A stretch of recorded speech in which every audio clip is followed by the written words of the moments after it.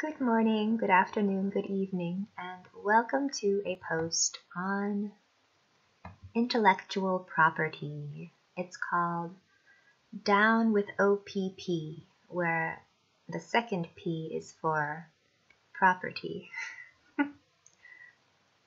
To quote Kurt Vonnegut, "The trouble with dumb bastards is that they can't imagine such a thing as being smart." And this is why only dumb authors say that originality is an illusion. Smarter authors might say originality isn't always that marketable because people like predictability. There are around 60 unique stories in the Bible, many of which are based on older stories like the Epic of Gilgamesh or some Egyptian proverbs.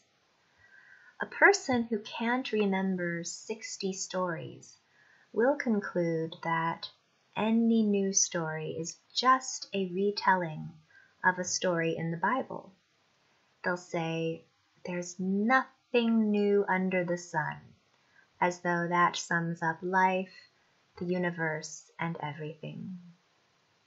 What they really mean is that there is a lot of stuff under the sun, so much that they can't keep track of it all. I find that a mathematical analysis of originality helps. 10 factorial is,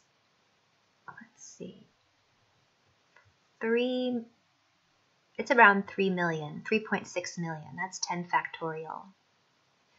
And 30 factorial is a number that has so many zeros I can't count them right now. I wonder if I could. 1, 2, 3, 4, 5, 6, 7, 8, 9, 10, 11, 12. Around 50 zeros. So there's a huge difference between 10 factorial and 30 factorial. And if you compare those two numbers to the number of books in existence, which is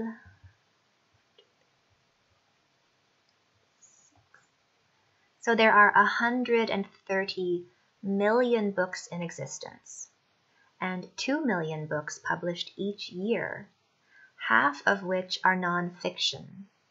So if I compare this 130 million number, or the 2 million number, to the number 10 factorial, which was 3.6 million, I see that a 10-point plot overlap is to be expected in any given year, especially if it is part of a trend. But a 30-point plot overlap is not to be expected, especially if there is no trend.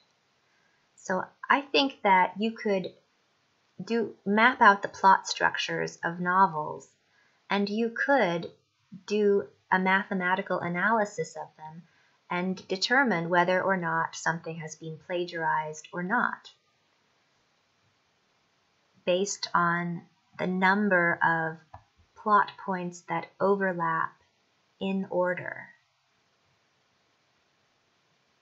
I mean, people who write lots of books might say, "Oh gosh, there are no new stories. It's perfectly okay for me to copy these story structures. There's even a book telling me the type of story structure to use." And it's a book called Save the Cat. And I looked this book up, and it basically gives you an outline of what should happen where in the novel. And it's like a 16-point plot structure. And sure, you could maybe have an overlapping plot with 16 points if you're using very, very common story elements. But if any of those story elements are really unique, then the probability of plagiarism goes up dramatically. And I mean, you could easily have a formulaic 10-point plot buried within a unique 30-point plot, Or you might have a formulaic 3-point plot buried within a unique 10-point plot. For reference, Cinderella contains a 10-point plot, and a typical 200-page book might have 30 plot points. So I'm just trying to undermine the attitude that many young, stupid novelists have, that whenever they're copying somebody else's plot, as long as they copy it in their own voice, they're doing something okay. I mean, if you're copying a story that's been written 1,000 times, like Cinderella, yeah, that's okay. But if you're copying somebody else's novel that's brand new, and you just say, oh, I just want to give it a little twist, and try and profit off of that, that's not okay. Not everybody is capable of surprising or teaching an audience by creating a unique plot. But then again, most audiences don't want to be surprised or taught that much. That is one reason why professional writers have learned to be unoriginal. Predictability sells. The other reason is that if a professional writer doesn't have any life experiences other than the consumption of formulaic media, whatever he writes is going to be, unoriginal, because real life is full of originality. That's why, some woman's true story of her journey to across the world by boat to Madagascar, it's going to have lots of unexpected elements in it. Audiences like formulaic stories because they are comforting, and people who think in a focused fashion are really easy to surprise, even with an old formula. I'll use my husband, for example.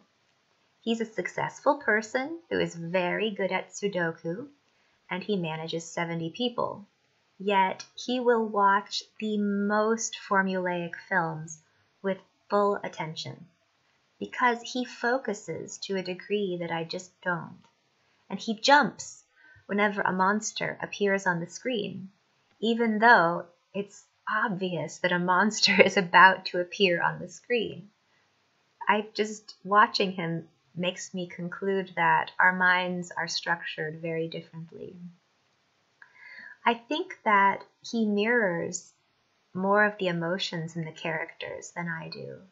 I mean, I connect to the emotions of characters under certain situations, just maybe not the same situations that he likes to connect to, which are often in, adventure sorts of situations. I usually stop watching most movies or TV series halfway through because I can guess where the plot is going, and I just don't feel like I'm learning anything. I did, however, watch a sketch from SNL that I posted in the blog post below. It was about making fun of this guy who got all upset because a movie used the papyrus font, and he was the person who invented the papyrus font, and he got no credit. He was just devastated because his intellectual property had been stolen and he had no recourse. I laughed because my first novel, my baby, was plagiarized within 4 months after I published it. And instead of letting that get to me, or letting it get me down, rather, it gets to me, I intend to milk that fact for all that it is worth. My novel made such an impression on someone that he paid a ghostwriter to have it rewritten in a condensed form, and he paid to promote it. How flattering. I should be thrilled that someone decided to copy my novel. And with that, I hope that you are now curious enough that you will click on my blog and check out some of the material that I've posted about my novel there, and take a look. It was a good story.